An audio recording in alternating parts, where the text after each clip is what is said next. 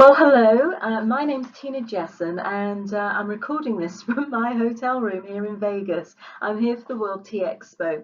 And for those of you that either missed it or did come in but just need a refresher on what we talked about, I thought I'd put it all down with the PowerPoint, with my notes going through what we actually covered in at the event. So excited to be here. It's about 101 degrees outside, so it's nice and cool here in the hotel. So my talk today is how to turn a tea room hobby into a tea room business. But I want to start off by telling you a little story, if I may. I'm going to get you to think back to 1988. For those of you that are old enough, obviously, just to jog your memory, just in case you can't remember that far back, the Pet Shop Boys were #1 in the UK with Always on My Mind. Then we had Heaven is a Place on Earth by Belinda Carlisle. Tiffany, I Think We're Alone Now. And Kylie Minogue, I Should Be So Lucky. And I'm so lucky. I own not one but two tea rooms. And I'm happy to be here in Vegas. Always on my mind. Well, let me tell you this story. In 1988, I was dating a guy. I was living in England, and we drove from my home county of Derbyshire up to Yorkshire, which is just the next county along.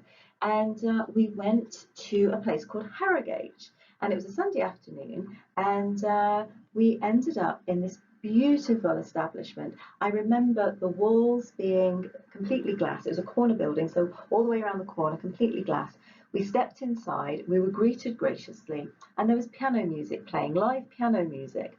In fact, it was a grand piano and a pianist playing this beautiful, relaxing music. We were taken to our seats, and I looked over the menu, and it was the first time I'd had scrambled eggs with Scottish smoked salmon. Oh, it was so dreamy. And we were actually at Betty's Tea Rooms in Harrogate, and it was an amazing experience.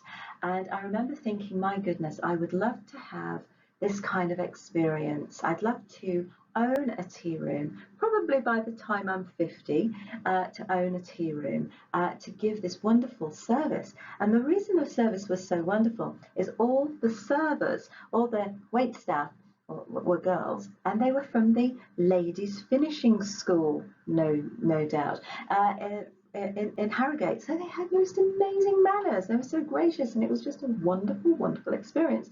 And for me, that was the first time I had had this experiential dining happen to me.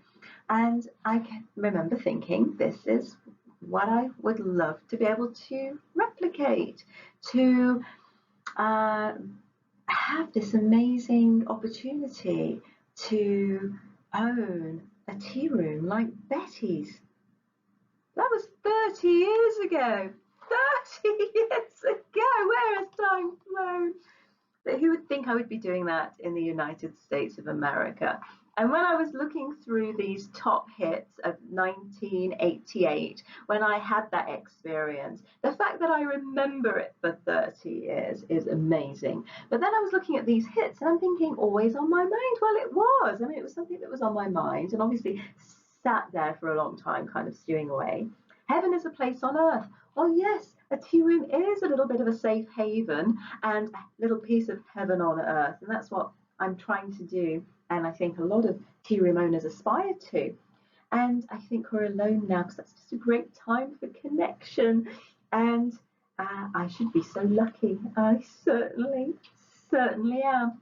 So today I'm wanting to talk about how to turn that tea hobby into a tea room business. So what am I going to be covering today? So I'm going to look at 10 tips on opening a tea room. If you haven't done that already and you're thinking of doing it, or if you're going through the process, maybe it's not too late to take on board a few things that I learnt in that process. And I have opened a few different tea rooms and managed a few over the last few years. How to manage a tea room. Now, once you're open, you do need to kind of work on how you're going to manage it. And having a strategic objective and guiding principles has really, really, really helped me. I only kind of discovered this about a year ago, and it completely transformed my business. So I really want to share that with you so you're not having to go through the pain I went through for 3 years until I got this in place. And then also, I want to cover how to market your business. And I'm sorry for the pun, but I couldn't resist with visibility. So that's what I'm going to be covering today. So this is a picture of my tea room in Carmel, Indiana, and it's in the winter time, so it's looking a little bit lost and forlorn there. But as you'll see, it's an 1880s built colonial home, which has been converted into a tea room downstairs, and it has rooms upstairs which are used by our okay, I'm just going to ignore that because that just popped up in the screen. And anyway, like I say, so a beautiful colonial house being converted upstairs, artist studios downstairs, all tea room. And I have about 50 seats inside and a further 20 outside. I have a little tea terrace that goes all the way down the side of the building and a few seats out front. But I don't own this building, I rent it. And there's a very good reason for doing that because once you put your down payment down on your down payment down on your mortgage, you're going to have no money left to do all the work that you need to do to get your business up and running. And having money in the bank is really important when you start something like a tea room business, because we're bricks and mortar, and bricks and mortar does cost a lot more than doing things on the internet or just going to farmers markets, etc., etc. And as you're not owning your building, please limit the amount of money that you're going to spend on the building that you don't own. And if there's structural things that need doing, like floors or walls or divisions or really kind of big items there, speak with your landlord and see if you can come to some arrangement. I've had my landlord change out my water heater. I've had them change windows, put decking out, replacing doors and locks, and so just push back as much as you can. If it's to do with the building infrastructure, that really should be the landlord's issue, and try and negotiate that as best you can. So we also look at this is my tea room, my second tea room in Columbus, Indiana. You'll see it's a lot smaller. We have about 30 seats and maybe half a dozen outside if the weather's not too hot.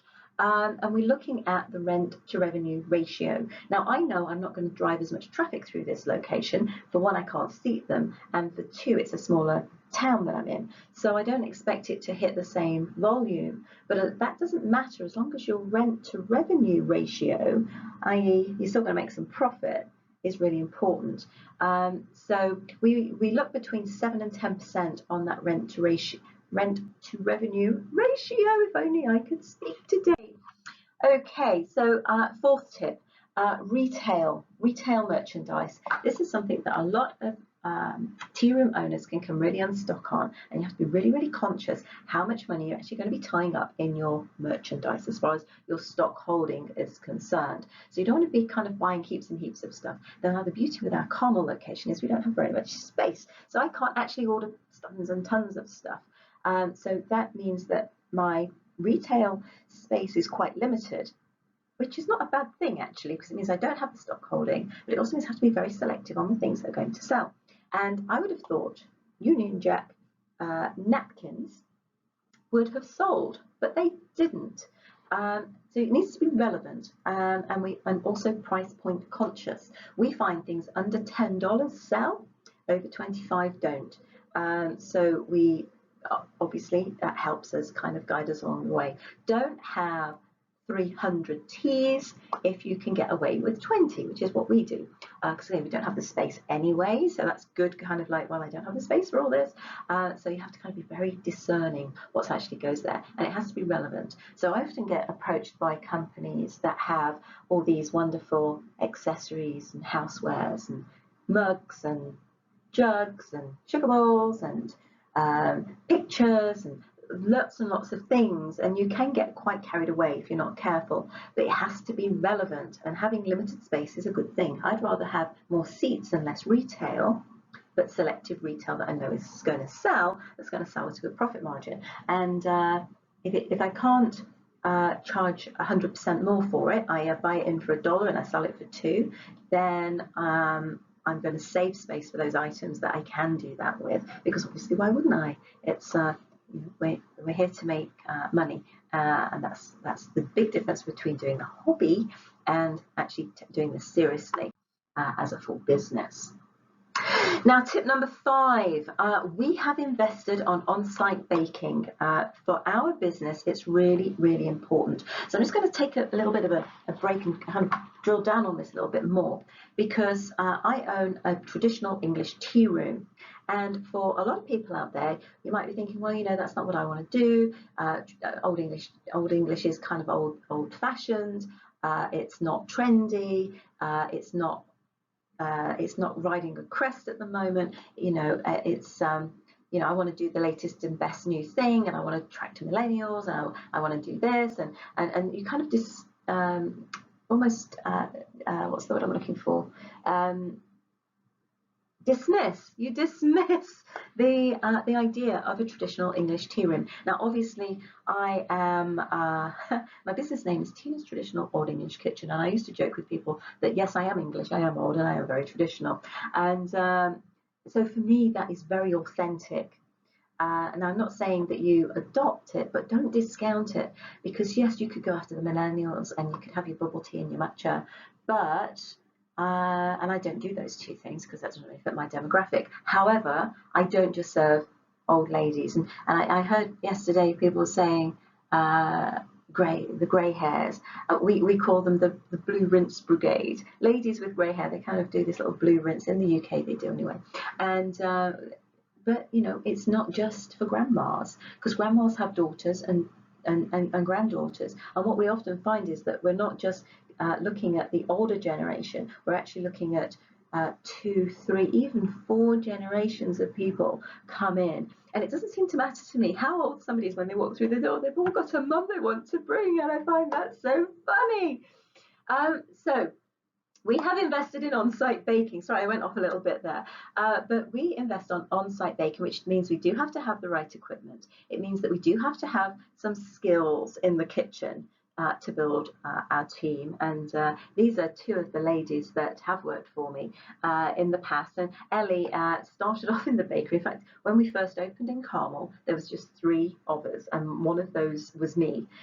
So I had somebody front of house. I had Ellie in the kitchen. She did all the baking and all the prep, and she's grown with my business over the last 4 or 5 years.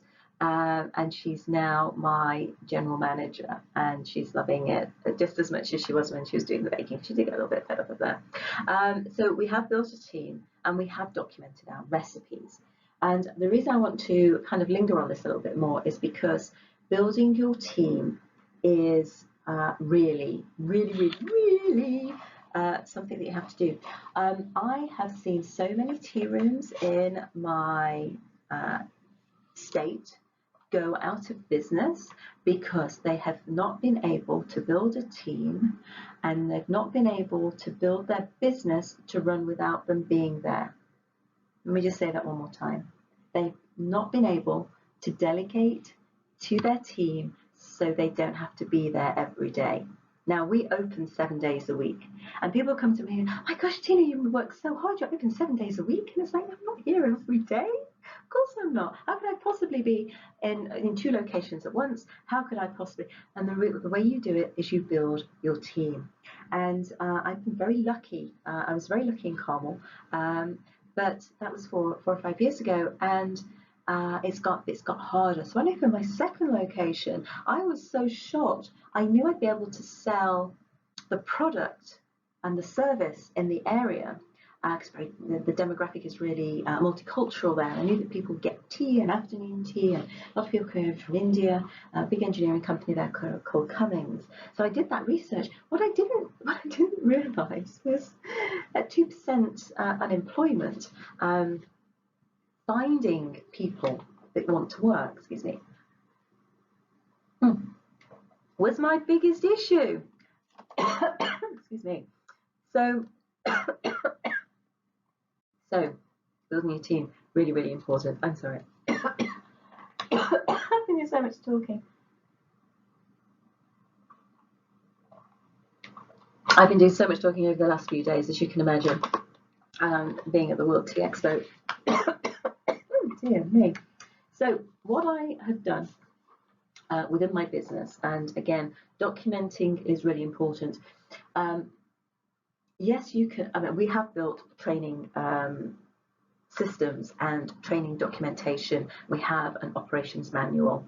But what I realized is if there's something happening, when I go into the tea room and I kind of just pop in, and maybe they're not expecting me at a certain time, I'm kind of observing how things are happening, and then there's a few things that are annoying me. A few things that annoy me, and it's like, why are we doing it that way? Why are they doing it that way? It's because I've not written it down and told them how I want it done. And I know it sounds so obvious, but you have to kind of realize that and then do something about it. So a couple of things that I did a couple of years ago was I documented something called my strategic objective. And if I can just take a moment to read some of this, and I have got copies for anybody that wants this, and please, please, please take it, copy it, highlight things that you like, cross out bits that you don't, recreate it as yours. But this gives you an idea of what on earth I mean by a strategic objective. Basically, it's putting on paper, on one sheet of paper. It's just one sheet of paper, and it's basically stating, I suppose it's like, what would Tina do? What would Tina do? What is my expectation? And you know what? The team love this because there's no confusion, there's no grey areas. It just states it all down as we need to put it down. So it goes, this is a one-page strategic objective. It provides overall direction on all decisions to be made and how the company is to be run to maintain standards and quality of service to our guests. Isn't that just fantastic that we're stating how we want that to work? So in my case, Tina's Traditional provides the most authentic British experience this side of the Atlantic, currently in Indiana. So I'm just in Indiana. It's a fun and friendly, relaxed, safe environment where families and friends across generations can reconnect with each other while unplugging from the stress of everyday pressures. The people system supporting documentation will be its focus. So I'm already setting up people to say, you know, we have this documentation and we're going to focus on that. And by having a clear path supported by enthusiastic people who know exactly what's expected of them, the business goals will be met and our guests will be happy. I mean, it's so simple, but people just don't do this. We do this by providing consistency in the food and drinks we serve and the overall experience that we create. The basis of the guest experience is our ultimate success on the processes, recipes and checklists we develop, and the compliance with what we call the system, and failure to follow the system dishonours the Tina's Traditional brand. So, you know, it's like, oh, I'm not going to bother doing that. I'm not going to bother following that 10-step process. I'm not going to bother saying those 3 things that we always say to people when they walk through the door. I'm just not going to bother doing it. When you do that, you're disrespecting the brand. And I'm building a consistent brand. Especially having 2 locations, you need some consistency. So this whole idea of not dishonouring the brand and having it written down so people know exactly what to expect of them. So we go on to say we create a family-friendly environment where mothers, daughters and granddaughters, lifelong friends and new relationships can be nurtured and expressed, where old memories can be rekindled and new memories created. We enable husbands, fathers, sons and partners to treat their female family members and friends to experience treasured special time with them. Our objective is for everyone to think of Tina's Traditional as their special place. Isn't that just amazing? And the reason I came up with that is because people kept telling me, oh, we love Tina's Traditional, it's our special place. And it's like, I want everybody to have that experience. I want everybody to do that. So we do what we can to create that wonderful, wonderful experience. Again, reminiscent to what I felt and what I still remember of Betty's Tea Rooms in Harrogate in England.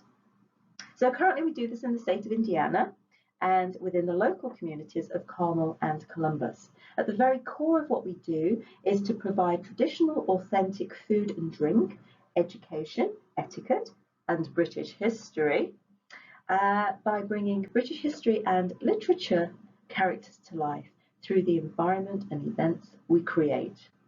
Our business includes a structured mix of human and technology systems which flow information seamlessly through the business. Success depends on refined communication combined with organizational systems, dedicated staff, documented sales procedures, measurement, innovation, systems improvement, and measured marketing and relentless attention to detail. We build our team with individuals who are dedicated to teamwork, ethics, and outstanding service to our guests every day, and that's in capital letters, because you're only as good as you are on the day, and you can never have a bad one. That's our aim. We are ready and willing to take direction by following the system in place to provide consistency and quality for each and every interaction. And we go on a little. I'm going to let you kind of read the rest yourself. So once we have the strategic objective, which basically just positions us in the marketplace, but more than a mission statement that goes out to, maybe goes on your website, this is an internal document which says this is how we all behave. This is the strategic objective that we all follow. Leading on from the strategic objective are what I call the operating principles, the general operating principles. We have 20 of them. You don't have to have 20, you can have 5, you could have 30, you could have somewhere in between. And things are on here. I'm just going to pick out a few here. Each employee has a can-do attitude in going the extra mile with a smile. If there are any reoccurring issues, we look to prevent them, and they are raised so the system can be reviewed. So if we keep finding that we're having the same problem, then we change the system so it doesn't happen again. And we have a no blame culture. If we have a customer complaint, heaven forbid we have a customer complaint, we want to get to the bottom of it. What happened? Was it a food issue? Was it a timing issue? Was it what made them annoyed? And how can we prevent it from happening again? And if that means changing our process and our system, we will do that. And we are always looking for continual improvement. Employee training is structured, scheduled, and thorough. We avoid multitasking activities. When communicating with others, we're 100% present. I don't want you to be on your phone when I'm talking to you. Put it down. Put it down now. Put it down. Okay, you're fired. So it's just a standard that we all hold to. When we work hard at Tina's Traditional, keep our heads down, we focus, and in turn the company pays well. That's the deal. The work week rarely exceeds 40 hours, so I don't expect people to work longer hours, but when they're there, I really want them to work hard. So we have those general operating procedures. Another thing that we have done is document the recipes, and it's not just documenting them, because I mean we pulled recipes from all over the place. Some of them are family recipes that were handwritten in a book, and we've pulled them all across, and we have done cost analysis on them all, so we know exactly how much each item that we bake takes to make it, and then we take those individual products and then we look at how we plate them and what dishes those menu options actually consist of. So we know what's an expensive item, what's not an expensive item. We've done it down to the penny, and it took us a long time to get to that point. Now we use a company called Cisco for our buying, our restaurant supplier, and they have an amazing system. It's not amazing, actually, it's pretty clunky, but we can put all that data into that system and we can pull it off quite well. So building your business beyond just you, it has to be. You'll see that this was taken within the first month of opening, and I'd already got 5 staff on board. And finding the right people, and like I say, my biggest eye-opener for this was Columbus. I've been so lucky in Carmel, very highly educated. I don't know, just seemed to attract the right, and I didn't really know how I did it. I had to really sit down and think about this. But finding the right people. We need rock stars and racehorses, not duds and donkeys. And I'm afraid in Columbus we had some donkeys. I mean, people, and they would whinge and moan and bring the whole energy down. And it's a fun place to be. It's traditional. If you can't keep this pace, and you can't be like, yeah, this is a fantastic place to work, and it's like, then they're not going to last long with us. And skipped ahead there. Look. So defining your culture was really, really important for us. So defining the culture, we go above and beyond. We are loving and compassionate, not just to our guests, but to each other too. So we give people a little bit of leeway. We support them. So it's not, this is my job, that's your job, I'm not going to help you with your job. It's no, this is a team effort. We're always improving. If we can find a better way, we will do. But I don't appreciate it in an interview when you tell me that you're going to come in and you're going to give me better ways of doing things before you've even looked at how we actually operate. So I don't appreciate that.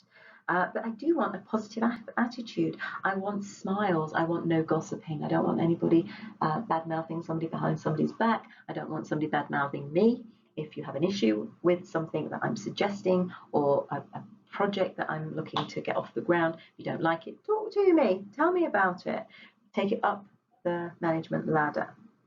And always speak up if you think somebody's not doing something quite right, or their attitude's needing an adjustment, or they've got stuff going on. I need to be aware of it, because if I don't know about it, I can't manage it. If I do know about it, then we can do something about it. So speak up all the time. So I mentioned customer complaints. We don't get many. So when I get them, I take them so seriously.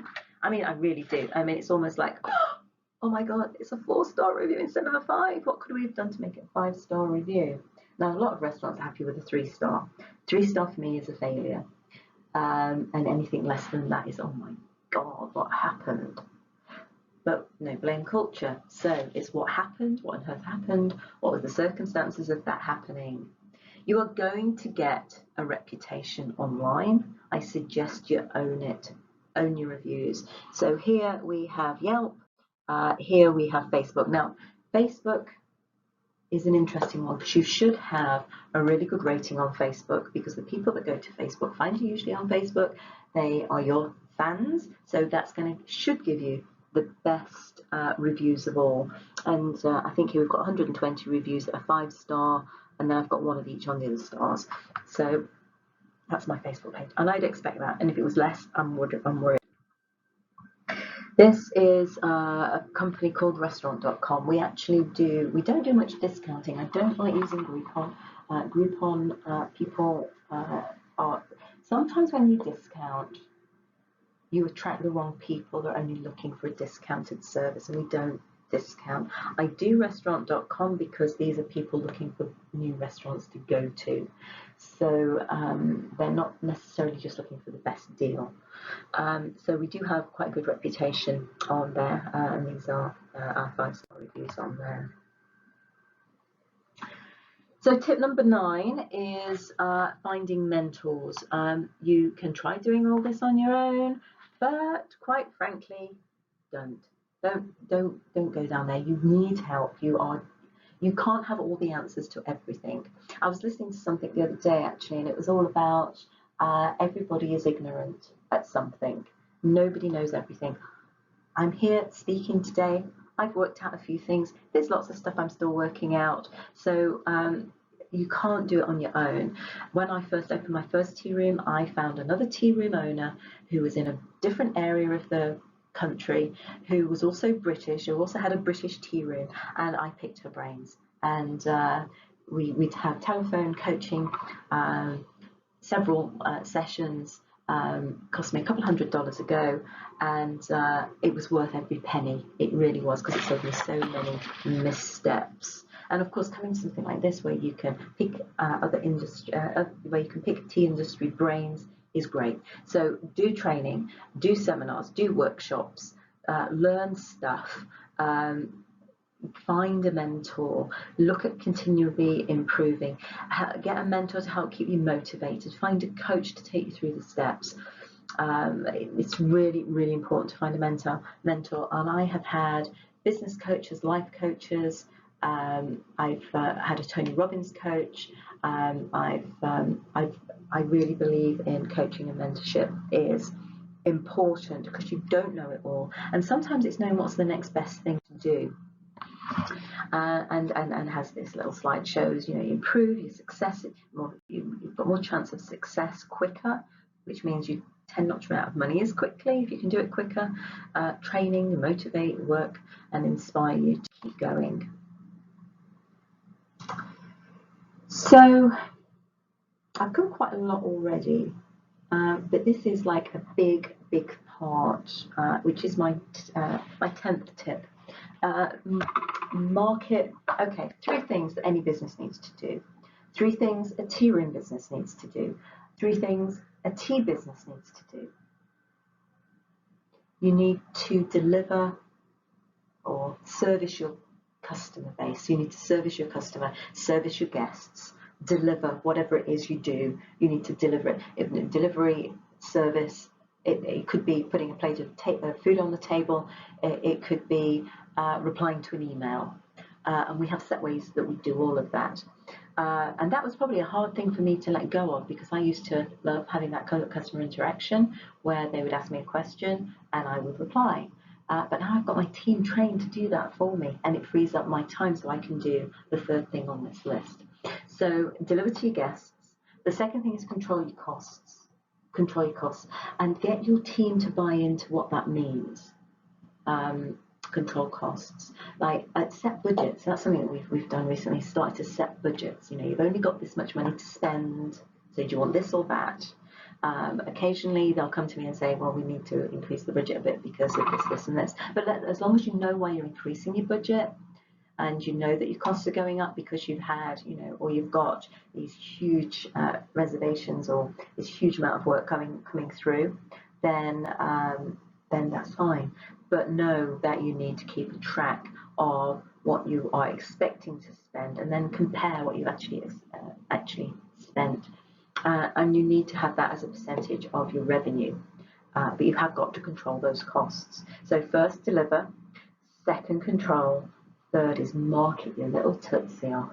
Market your little tootsie off. And I was talking to, and I work with lots of different types of businesses, but usually they are creative or food type businesses, And I was talking to Joe's Butcher Shop, who's just around the corner from me in Carmel. And we were talking about, how's business going? I mean, we've had such an amazing few months. It's like, my goodness, January, February, tough, really bad weather in Indy, not many people through the door, but we had some strategies in place that helped us survive that. And now it's like, oh my gosh, we've been so busy. And of course now it's starting to slow down now that the kids are off from school. But I was talking to Joe and he was saying, yeah, well, this new thing that we're doing is working really well, but the old stuff's starting to fall off. But it's because I'm not advertising. And I'm saying, advertise? You spend a lot of money advertising? Well, we cut back last year because with the expansion, and we're starting to feel it now. And it's like, why are you not kind of leveraging more, media and free PR and we don't actually have an advertising budget at Tina's Traditional. We do everything through PR. Oh well, if I was to do that, then I wouldn't be able to do payroll. I'd have to drop something, and then I have to do payroll, for goodness sake, and that's really important. And it's like, yeah, I know it's important, and we have a payroll company like you do to actually run the payroll, but you actually put the numbers in. That's a bit of an administrative job, isn't it? Why are you doing admin when you could be doing promotion? And he was like, oh, I've got a manager. I suppose actually they could do that. Yeah, so free up your time. There's a rule in business ownership. Only do what only you can do. And if you can hand it off to somebody else, do it, so that you do the things that you are really, really good at, or really, really enjoy, or hopefully the combination of the two. So marketing, you've got to free off the day-to-day to really grow and develop your business. Because, and I always put it like this to my team, it's your job, it's my job to get people through the door. It's your job to make sure they come back. That sounds kind of a simple way of putting it, but it's true, isn't it? As a business owner, I want to drive the business. I don't want to spend a fortune on advertising, but I really want to drive business. And I'm coming up with all creative ideas, and their job is to deliver the base service so good that those folks come back again. And that way we build our customer base. And we have grown immensely. I've been in business now for over 20 years. I started in the UK with a home staging business, and we ran that. I had 26 consultants nationwide, and we ran that as a licensed operation. So my consultants didn't work directly for me; they were independent traders themselves. So it was like having 26 mini businesses, and we had the documentation and the training, and so I had all that experience. But what it enabled me to do is other people did the delivery to my standard, as though I was doing the delivery, and then it freed me up to do the marketing so that I could keep pushing business through the system that I built. And I'm doing the same thing here with a very different business in a completely different country, and it's working. So how you market your business is absolutely critical. And I do have a free download. I have something called 20 Ways for Tea Room Owners. And the 20 Ways are 10 strategies for online and 20 strategies for offline that pertain to a tea room. And you'll look at this list and go, yeah, doing that. Oh, not done that one. And you'll say, well, which one should I focus on? And I will tell you, focus on the one that you're not doing. Something that appeals to you, think, oh yeah, I can see that really working. Oh yeah, I really get that. Well, that would be relatively easy for me to do. Start there and then gradually make sure that you're doing all of those. So there's things like 3 ways to build your email list. Post a picture of today's special on social media. We get reservation requests through Facebook, so it does work, but we need to have a system where we're actually checking Facebook. Manage your online reputation. I've already mentioned that, claiming your Yelp listing. There's a tea room down the road from me, a few miles from me, and she's also a British tea room, and she's gone for a slightly different aspect than I have, and my customers probably don't like her that much, and her customers probably don't like me that much, and it's okay because there's enough customers to go around. But she hasn't came to Yelp page, and I've had more insight about how her business is dysfunctional because of the Yelp reviews. I know more about, and I've not actually been through the door, but I know she has challenges. I know she has a challenge because her kitchen isn't on the same level as her tea room, and that wait times are long for the food to come out, and the food comes out cold because of that, and huge challenges. And I'm thinking, goodness me, I don't think I would have actually gone to that location if I'd have realised all those things.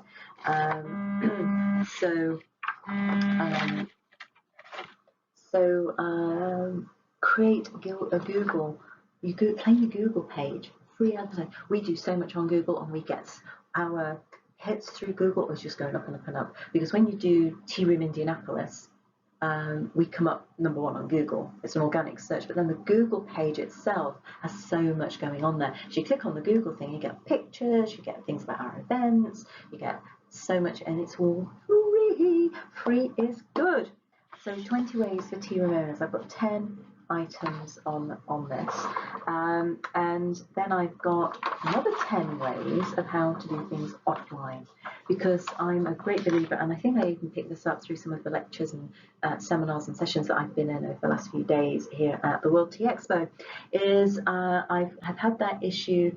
I've kind of like, people have been talking about doing things online, but always they say, you do this online and you need to do this locally. You do this online and you need to do this locally. You do this online, you need to do this locally. And that's exactly what I've got here as well, because it's not just about all being online, and it's not just about all doing things locally. You need to do both. And when you do both of them, they overlay so beautifully.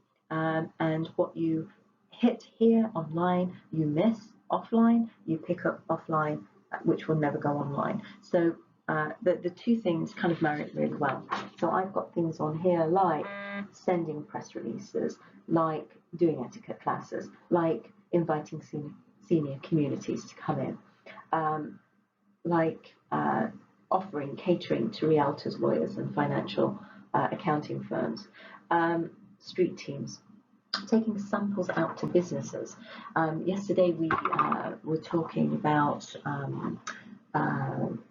mobile, going mobile and going to where people are. Farmers markets. Now, farmers markets are great if you can get in there, but because they're so popular, there's so many. It's so hard to get into farmers markets now.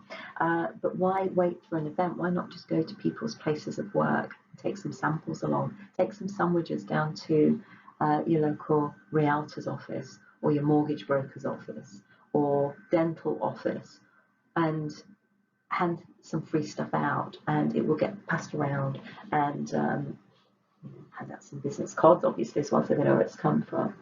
So all these strategies have been used to help me build my Tina's Traditional tea room brand. My website is tinastraditional.com if you haven't found that already. So competition versus no competition at all. We do this. I always talk about the story, but it's all about authenticity on one hand. So you're really kind of true to your roots. And for me, I'm British, I'm traditional, and I'm old. So Old English Kitchen was what I want to do.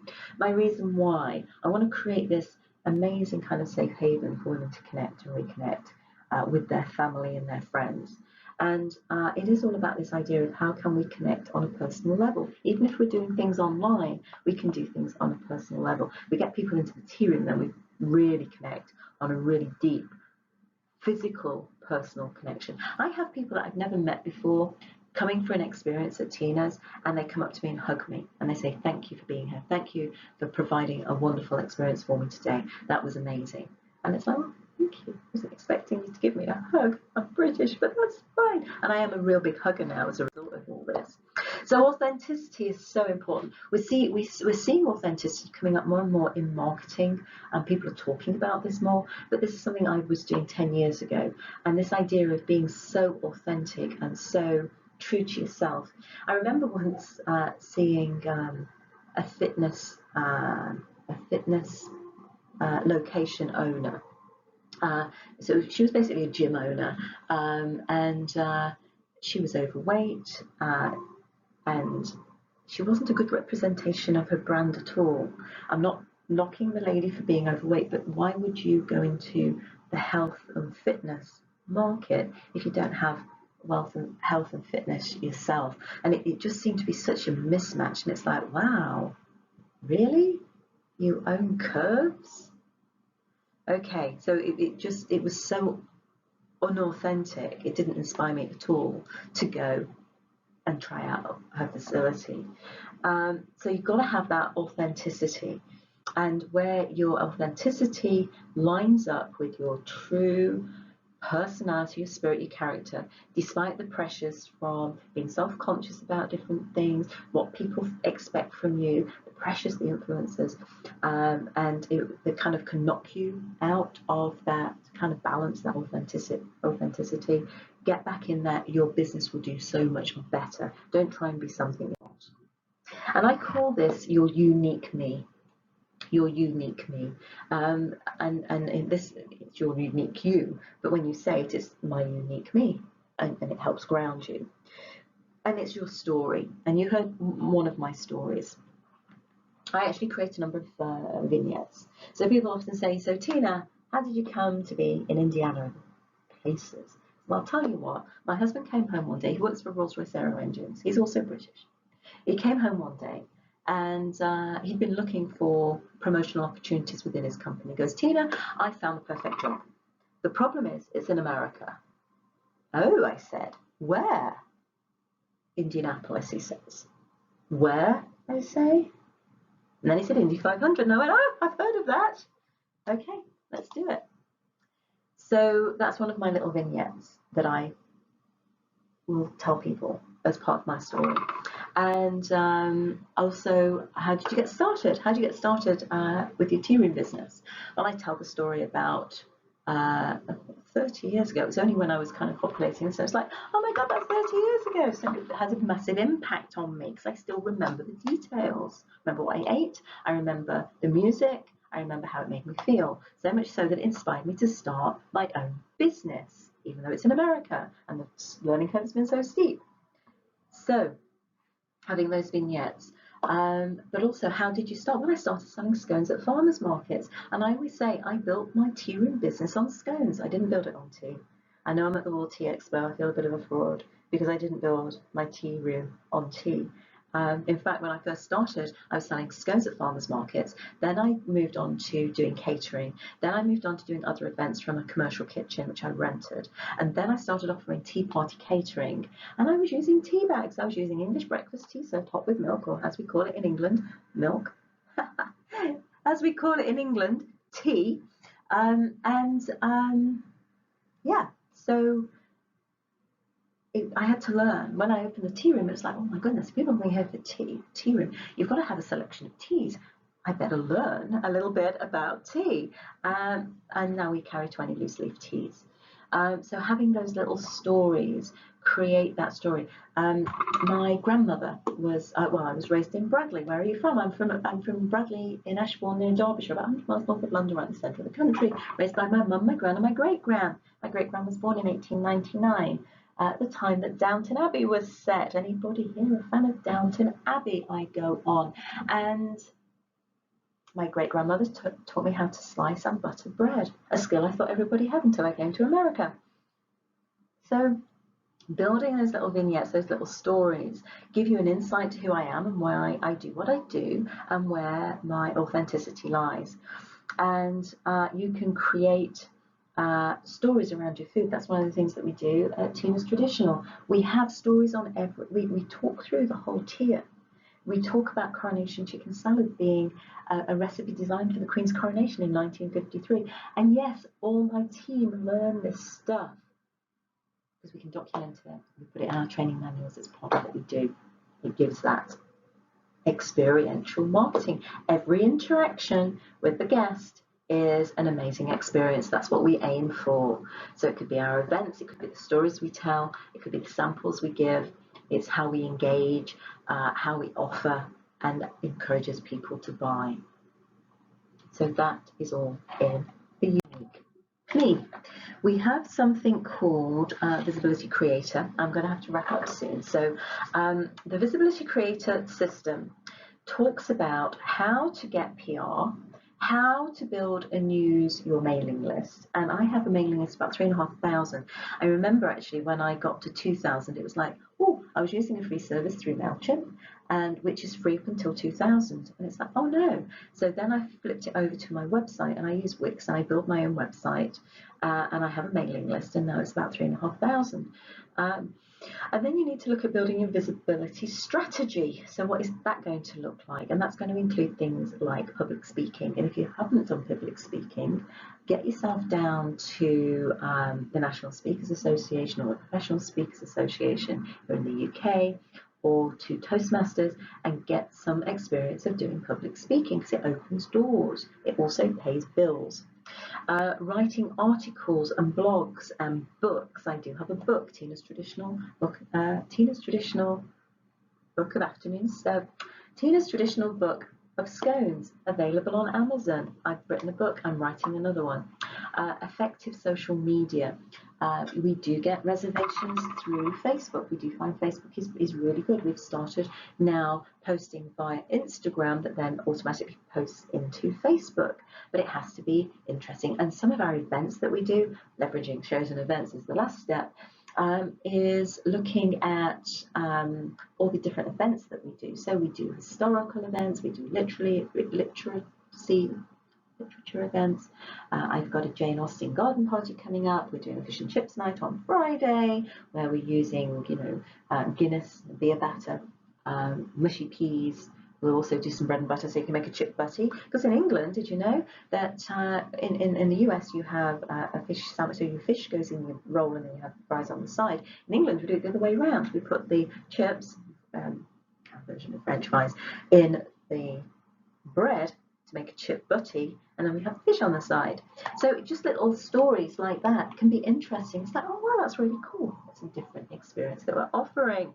So shows and events, and looking how we leverage that and the stories that we tell through those, so that and they go viral on social media. Harry Potter's birthday feast coming up at the end of July, so we have a whole separate menu for that, and it's an evening event. And I know when I'm looking at other businesses, tea room businesses for sale, I always like to see what is the motivation for the seller, and usually it's because they've burnt out, or they're retiring, or they've taken on too much, and they always say evening opening. Well, you don't set up a tea room business to be a full service restaurant going into the evenings, because the two don't really go together. But you start to do evening events once or twice a month, then you could bring in like another Saturday's takings in one 2-hour event. Think about that. A Saturday, busiest day of the week, another Saturday squeezed in once or twice a month. That is serious revenue. So looking at how you leverage your shows and your events. Now, I've been using I've been using the Visibility Creator System. I used it in my home staging business. I've been using it in my tea room business. But then I wanted to look at how can I 10x my marketing. And doing that, I do it through my magnetic marketing matrix, because I was finding that I was doing some of these things some of the time. But to really leverage on your business, you need to create a plan, which is my magnetic marketing. You could call it magnetic marketing plan, but matrix is better because it's not just a plan. You have what you're going to do, when are you going to do it, and if you haven't done it, then you go back to this plan and you go, oh yeah, I've not done TV, I've not done a press release. When was the last time Tea Time magazine picked us up? What events are we doing? How are we reaching out into the community? So to have this all down on a plan, that you plan ahead of time. There's some things that you know are going to happen. Like we just came back from Zoobilation last Friday, amazing event. Indianapolis Zoo's biggest fundraiser of the year. 300 restaurants participate in that. It's a free event to go. It's a free event to participate in. It's about $250 to attend, because that's the fundraising element of it. But you have to do like 2,000, 3,000, 6,000 pieces of sample. We went in. It's a hot day. It's June. It's really, really hot. It's in the 90s, and people are drinking because there's alcohol. It's all part free bar. So there's alcohol, there's food. It's a balmy evening. Starts at 5:30. Goes on till midnight. Iced tea. We sold, or not sold. We sample. We gave away 1,300 glasses. I think they were 9-ounce cups of iced tea. We reached a lot of people. We got a lot of food in, a lot of our product into people's mouths, and that's part of that experiential marketing. And we have just an amazing opportunity in the tea room environment. You can go into the community in events. You can hold events in your location. You can offer great food, great tea. You provide this amazing experiential marketing concept. And don't dismiss the traditional tea room, because millennials are wanting the experience, and that is something we can cater for. So yes, it's for grandma and for mum and for daughters and for granddaughters. We do mother and daughter teas. We do princess teas. It is amazing. So I've covered a lot of ground in an hour. I am, just about an hour. I'm really pleased that I managed to squeeze all that in. So this is resources that you can use. So I do love helping other business owners. I always have. I love I think it's probably from my home staging days where I was training, I was setting the service standard, not just for my business, but for the industry. We were groundbreakers when we first introduced the concept of home staging in the UK.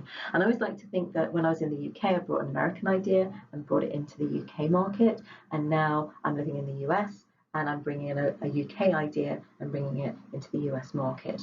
Now, yes, there's lots of tea rooms that are out there. There's lots of people that have probably been in the tea room business longer than I have, but I've really nailed how to market without having an advertising budget, and then a stack of other stuff as well that's very relevant and pertinent to running a tea room business, so you don't end up burning out. And I've come so close to doing that myself, but I managed to reach out to coaches and mentors and find a way through, which has built me a business, which meant I've taken 4 days off this week to come to Vegas. I mean, that would not have been heard of in year 1, but by year 4, it is becoming a reality.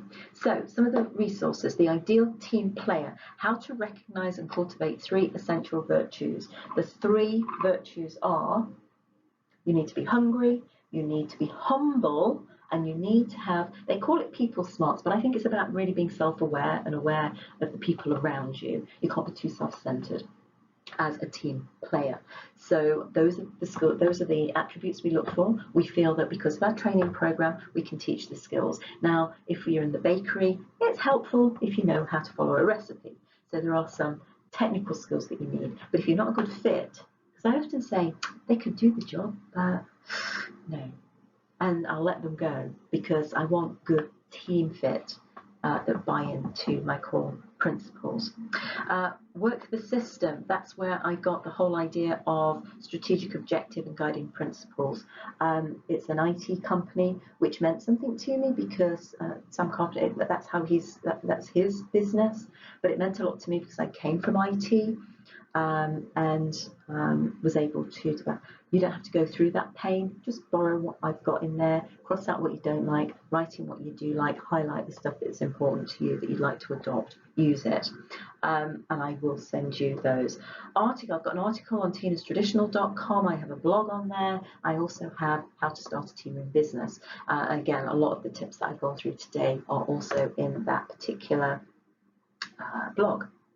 20 ways to grow, 20 ways for tea room owners to grow your business, online and off, 10 online and 10 offline. You get a copy of that with the strategic objective and guiding principles just by emailing me.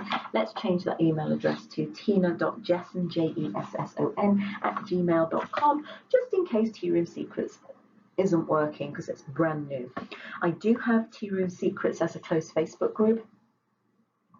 For Facebook Lives and tea room tips, and that's where this video is going to go. And also I've now set up tearoomsecrets.com, and again this video will be on there too. Coaching, it's really about business coaching for tea room owners, but it's also got some retreats in there. So you're basically coming to me, you can see my tea rooms in operation. I'll give you the insider story, the insider secrets on that. And we can even go to the UK if you want to see authentic English tea rooms and how they are set up, and that I'm not making this stuff up. And then visibilitycreator.com, it's a website that I've had for maybe 10 years now. It has coaching and training on being seen, and how to grow your business without paying $1 in advertising. So those are some great resources for you to use. Please reach out. I was looking at some material earlier today, and I came across a great quote. And it went something along these lines. So I do apologize, I haven't got it quite down. But it was along the lines of, the better the questions you ask, the better your results in life. The better the questions you ask, the better the results in life. So if you have a question, ask. Don't you feeling embarrassed or thinking like it's a silly question? There are no silly questions in business. If you have a concern or a question, ask it. Find out an answer, and if you can action on that answer, do it, because it will help improve not just your business but your life as well. And my objective is to really help tea room owners not be the ones that burn out after 3 years, not be the ones that get ill and have to sell, not be the ones that are taking it all on their own shoulders, that don't know how to delegate, that don't know how to structure the business. Because we're all passionate, we all want the same thing. And because tea rooms are localized, there isn't really any competition. And if you also layer that unique me concept where you're authentic to yourself and you build your own story, then people will be attracted to you because of who you are. And that means there is no competition. So I'm really happy to give out as much information as possible, because what's important is that the tea room movement keeps its momentum, and that there is a tea room in every city, in every state, in every country, where people can go, and it's a safe haven where they can reconnect with people on a physical level, forgetting the social media, but actual true connection over a cup of tea and a slice of cake if you're running a tea room. And we have this amazing ability to create not just good food, good service, because to be honest, if you can't do those two, you shouldn't be in business anyway. But as a tea room owner, you can elevate that whole experience and really create something special and memorable. And that's what people remember 30 years later, just like I did with Betty's tea room in Harrogate. So please ask the question. Don't try and figure it all out for yourself, and don't think that other people, yes, they may borrow some of the ideas. It doesn't matter. They're not directly competing with you anyway, because people will be drawn to you by your unique me, your unique story, and who and what you actually stand for. And that is the new way you're going to not just get the grandmas and the mothers, but you're also going to get the millennials and the news and the 5-year-olds that you're going to do etiquette classes for, and how to hold a knife and fork, which they will remember forever. And we have just that amazing ability. And I'm rambling on now, so I'm going to wrap up. If you want to reach out to me, do so, and maybe I'll see you next year at the World Tea Expo, and if not, maybe I'll see you at one of my up and coming retreats. We have got some really fun stuff coming up as far as baking classes, and then we have a whole business retreat coming up in the new year. So I'm Tina Jesson. This is the World Tea Expo here in Vegas. I still don't believe I'm here. And I will see you soon. Bye for now.